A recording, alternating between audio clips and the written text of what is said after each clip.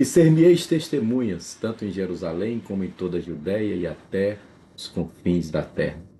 Atos 1:8 só vai se cumprir em Atos 8:1. Lendo e explicando a Bíblia Sagrada, vamos ler hoje Atos dos Apóstolos, capítulo 1. Sejam bem-vindos. Aproveite esse momento para se inscrever no canal, compartilhe no grupo da família, no seu status.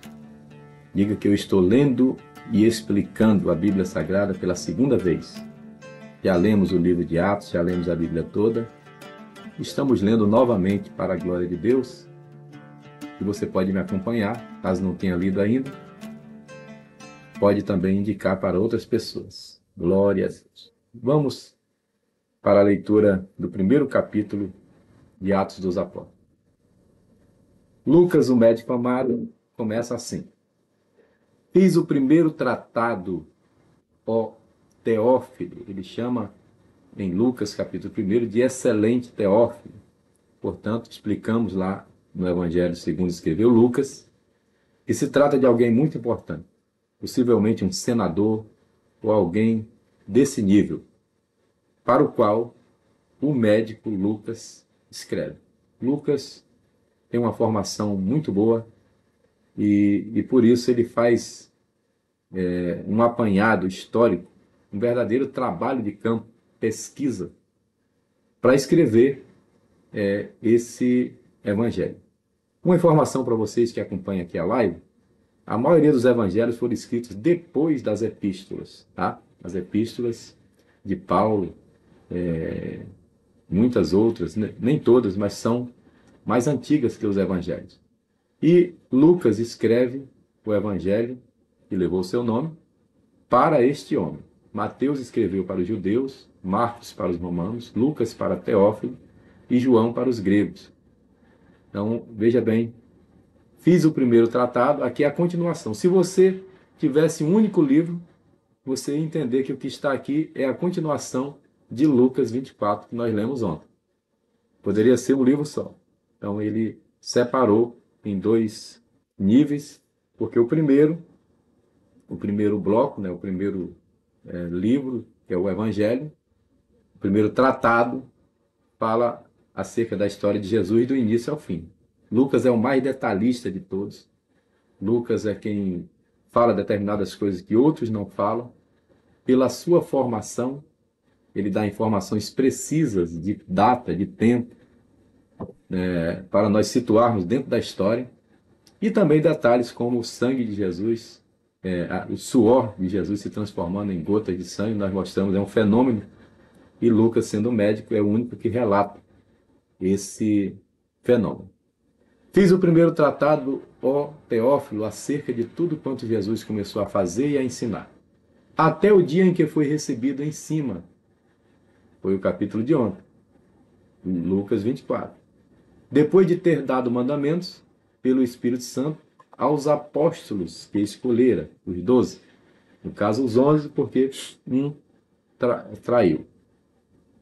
Aos quais também, depois de ter padecido, se apresentou vivo, com muitas e infalíveis provas, sendo visto por eles por espaço de 40 dias, e falando das coisas concernentes ao reino de Deus.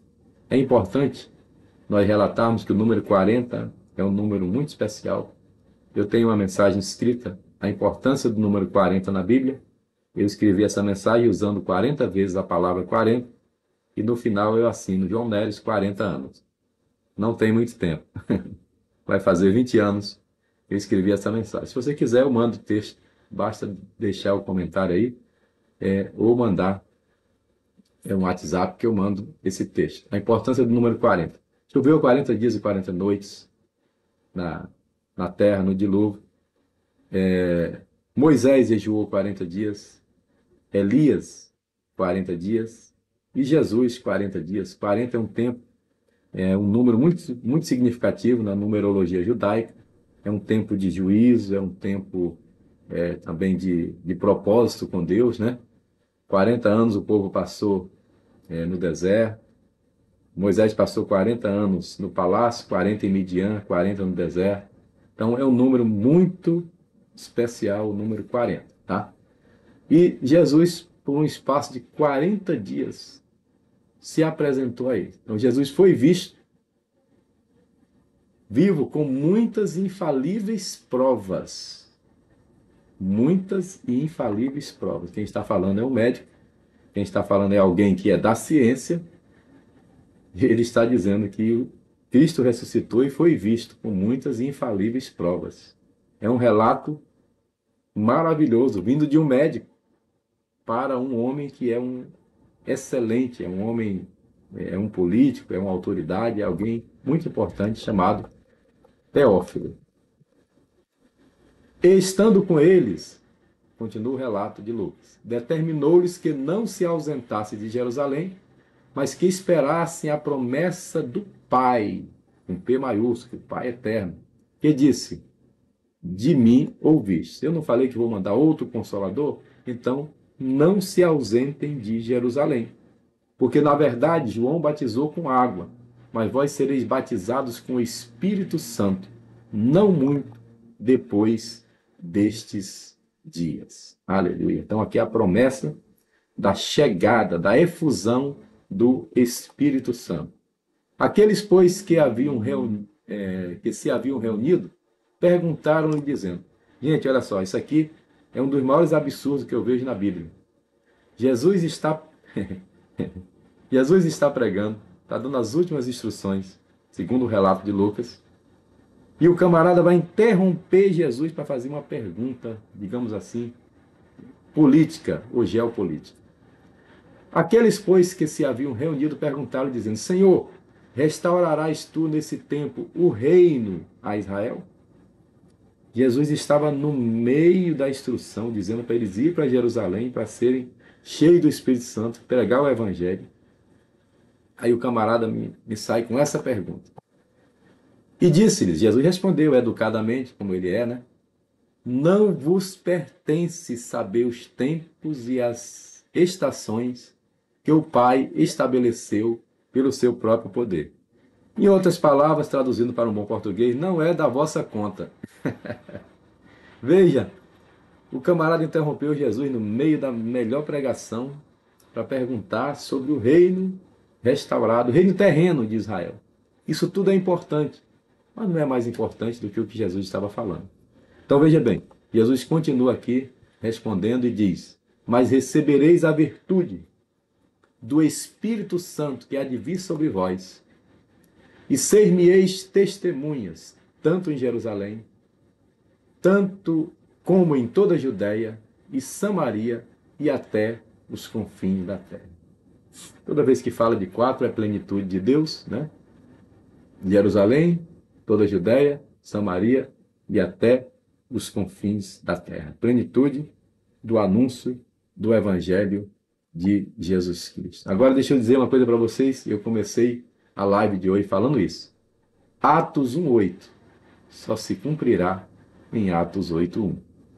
Vamos ver isso ao longo desses 8 capítulos. Não perca, todo dia 17 horas, de segunda a sexta, a live lendo e explicando a Bíblia Sagrada. E Atos 1:8 só vai se cumprir, eles só vão ser testemunha até os confins da terra em Atos 8:1.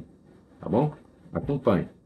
E quando dizia isto, vendo eles, foi elevado às alturas, e uma nuvem o recebeu, ocultando-o aos seus olhos. Observe que ele começou esse relato em Lucas 24, e aqui é a continuação. Se fosse um livro só, dava para nós entendermos perfeitamente. Aqui ele é assunto ao céu. E, estando com os olhos fitos no céu, enquanto ele subia, eis que junto deles, os discípulos, se puseram 2 homens vestidos de branco. E quando li as primeiras vezes, eu pensava que era junto de Jesus, mas não. Foi junto dos discípulos. Interessante, né? Se colocou junto. Observe que também foram 2 varões. É interessante, né? Que estavam lá no túmulo quando as mulheres chegaram. E eles disseram: por que procurais o vivo entre os mortos? E aqui, 2 varões vestidos de branco, estando nos olhos abertos, eis que se puseram 2 homens, ou 2 varões, isso, vestidos de branco, junto deles, e não dele, junto dos discípulos, e não junto de Jesus, os quais lhes disseram: homens galileus, ou varões galileus, por que estáis olhando para o céu?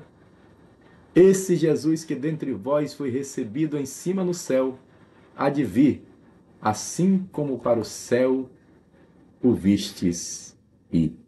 Aleluia. Assim como para o céu o vistes ir, ele há de vir novamente. Bendito seja o nome do Senhor.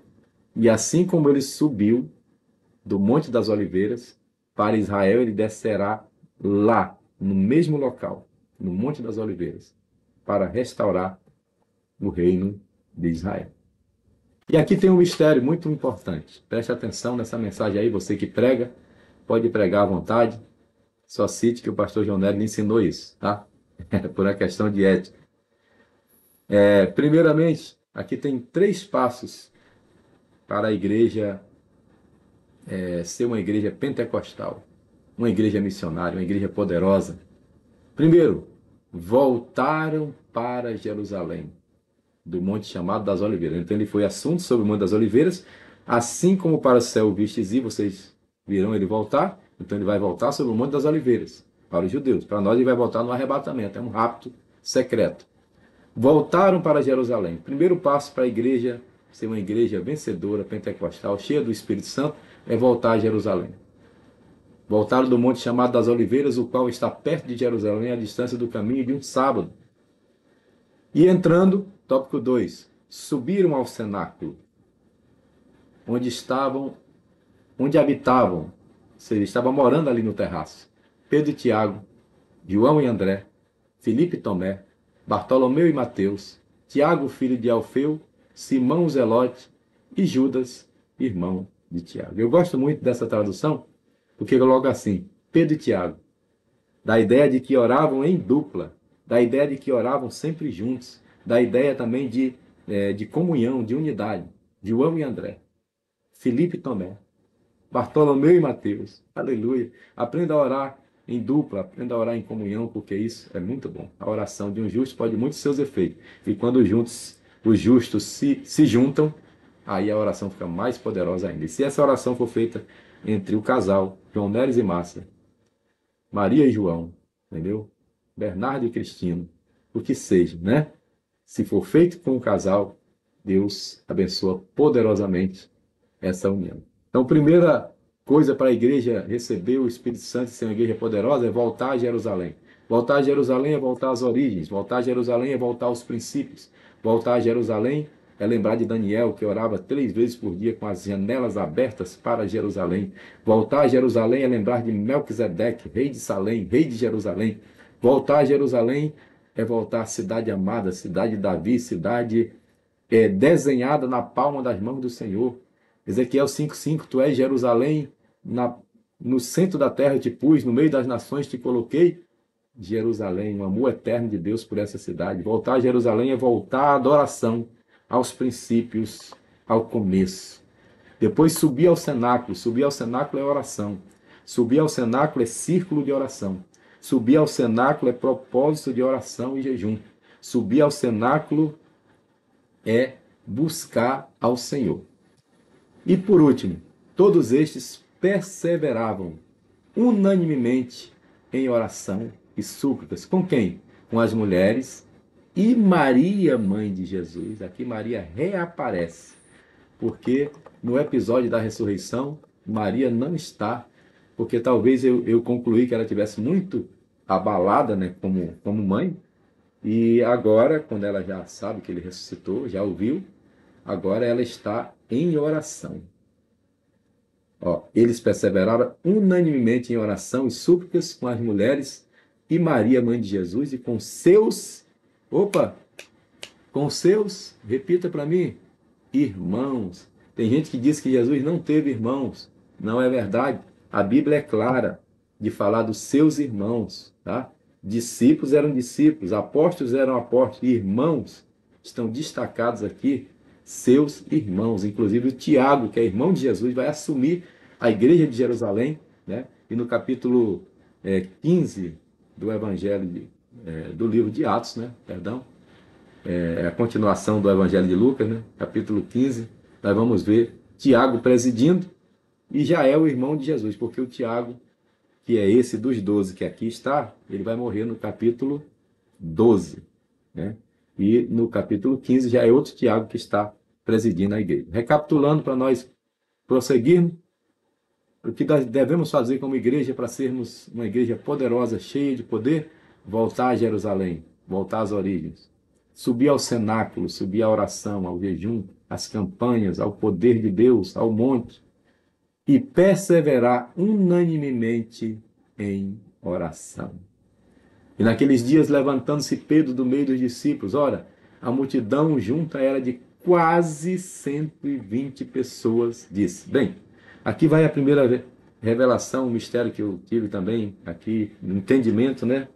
Uma iluminação do Senhor sobre a minha mente nesse texto, é que aqui, quando Jesus foi assunto ao céu, Paulo disse que tinha cerca de 500 pessoas. Aqui só tem 120. Então, nesses dias que Jesus prometeu, até o Pentecoste chegar, nesses 40 dias desistiram muitas pessoas. 380 pessoas desistiram. Não perseveraram. Mas esses quase 120 perseveraram. E eu perguntei, Senhor, mas por que quase? É quase 120, aí Pedro vai pregar e vai se converter quase 3.000, e depois ele prega de novo e se converte quase 5.000. E eu entendi que a igreja boa é a igreja quase cheia. Quase cheia tem sempre lugar para alguém. O pregador bom é quando ele é quase bom, porque ele é muito bom, ele cobra, né? O cantor bom é quando ele é quase bom, porque ele é muito, quando é muito bom, cobra cachê, né? Então, quase 120, a igreja quase cheia é a igreja boa de nós congregarmos. Homens, aí Pedro aqui para mim ele se precipitou, tá? Mas é uma opinião minha.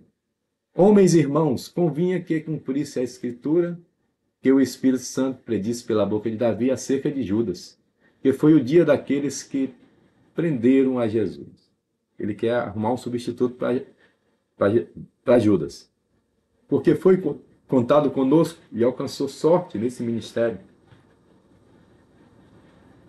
Ora, este adquiriu um campo com o galardão da iniquidade e, precipitando-se, rebentou pelo meio, e todas as suas entranhas se derramaram. Dá a entender que ele se enforcou e foi arrebentado pelo meio, né? Uma morte trágica de Judas. E foi notório a todos que habitam em Jerusalém, de maneira que, na sua própria língua, esse campo se chama Aceldama, isto é, campo de sangue.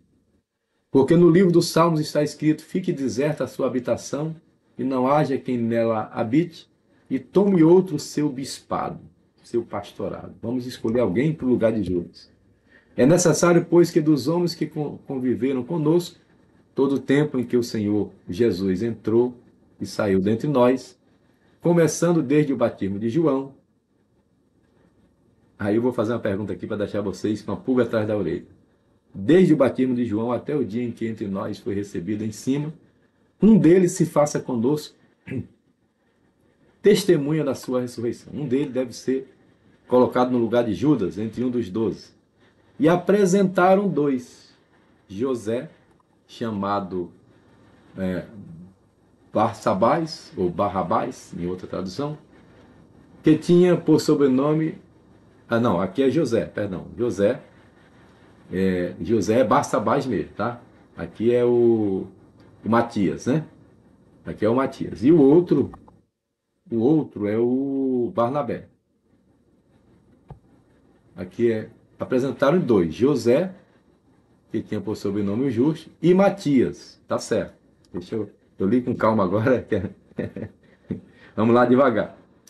José e Barsabás é aquele que discipulou Paulo, um grande homem, o homem que cuidou de Paulo quando Paulo foi rejeitado. Mas ele, que é chamado de Barnabé, filho da consolação, ele perde. Esse José é o Barnabé. E ele perde esse sorteio aqui. Não se preocupe se você perder o sorteio. porque aqui parece que Pedro está precipitado. Ele escolheu alguém, que vai ser o Matias, vamos ver? E orando disseram, tu, Senhor, conhecedor dos corações de todos, mostra qual desses dois tens escolhido, para que tome parte nesse ministério e apostolado, de que Judas se desviou para ir para o seu próprio lugar. E lançando sorte, 2, 3, pau ímpar, pum! Lançaram sorte, a sorte caiu sobre Matias, e por voto comum foi contado com os 11 apóstolos. Matias não escreveu uma carta, não escreveu uma epístola, não escreveu nada. Ninguém sabe o que Matias fez.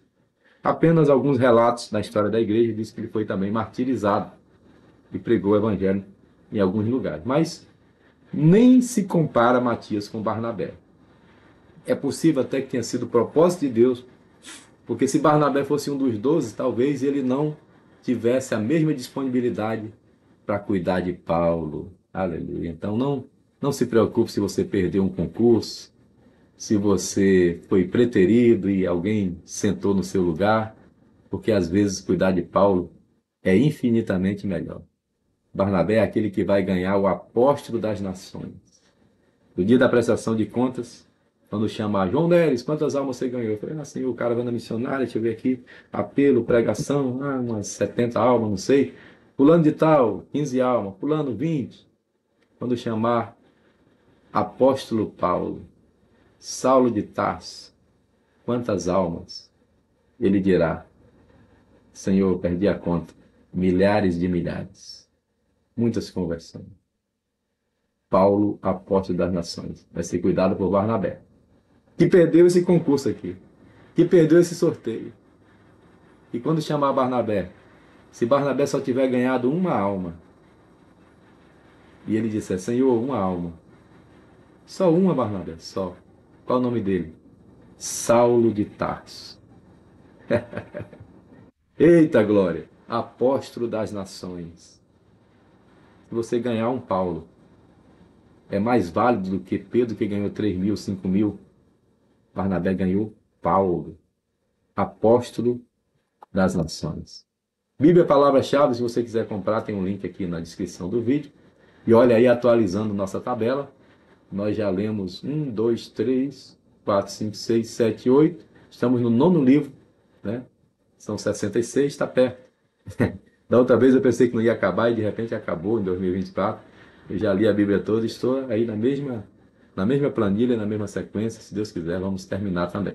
Essa é a Bíblia do meu pai, minha inspiração. E hoje nós lemos Atos dos Apóstolos, capítulo 1. Oremos ao Senhor. Deus abençoe meu irmão, minha irmã, que levou aqui 23 minutos. Eita, estou cansado. Vamos que vamos. Hoje é quinta-feira, dia 8/5/2025. Quinta-feira é dia de círculo de oração do Campo de São Cristóvão 338. Nesse momento nós estamos na oração de 16 até às 18 horas. Na quarta-feira é na Barra, Rua Pioli 90. Na quinta é no Campo de São Cristóvão 338. A mesma programação. Círculo de oração às 4 e culto à noite. 16 horas, né? E culto à noite. Quarta na Barra, quinta em São Cristóvão. Senhor Deus, eu quero orar pela vida de cada um dos teus filhos, rogar que a tua bênção seja sobre eles. Agradecer por mais esse livro que estamos iniciando a leitura e temos muito a aprender no livro de Atos dos Apóstolos. Eu peço que o Senhor nos oriente, nos abençoe em tudo e nos conceda graça e misericórdia. Oro pedindo, Senhor, a tua atenção, a misericórdia do Senhor, a intervenção do céu sobre a nação brasileira, amiga de Israel. Que todo pensamento contrário a essa aliança caia por terra.